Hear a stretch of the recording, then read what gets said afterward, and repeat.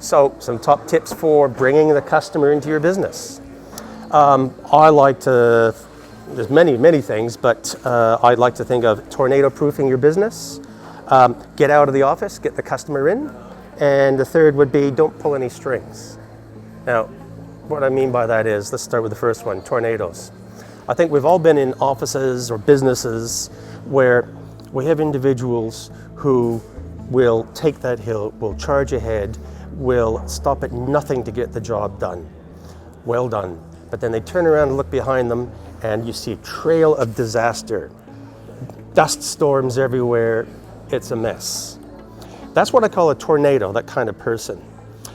While it's great that they have done something for the customer in a crisis, frankly for me, two things really scream out. One of them is you shouldn't have a culture that rewards destructive behaviors. Just like a real tornado, that sort of behavior will be destructive internally.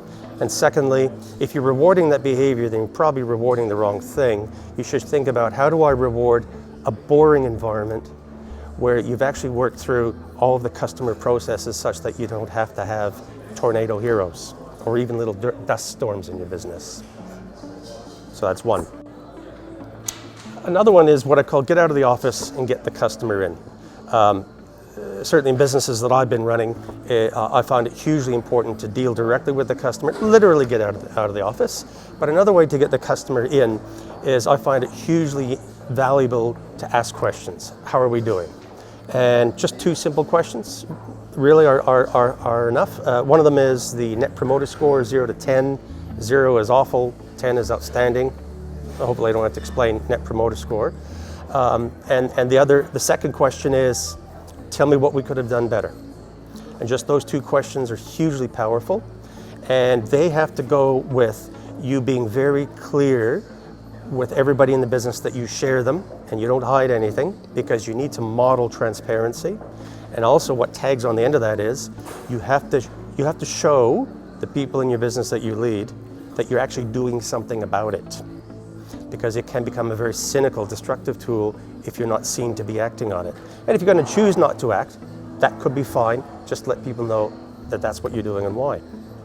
So the third tip I like to think about in terms of bringing the customer into your business, the customer experience, is what I call don't pull any strings. I've been in executive roles and the general manager of a couple of businesses, and I have always avoided the temptation to shortcut or have special treatment for services or products that my company delivers. I always try and make sure that I go in as a mystery shopper, as someone anonymous, so I can actually experience what customers really genuinely experience. And the other thing that I suggest is don't give yourself a discount. Pay full price, because that's the only way that you're going to decide, are my customers and do I feel that this is really good value for money and a good experience for my money or not? So that's me.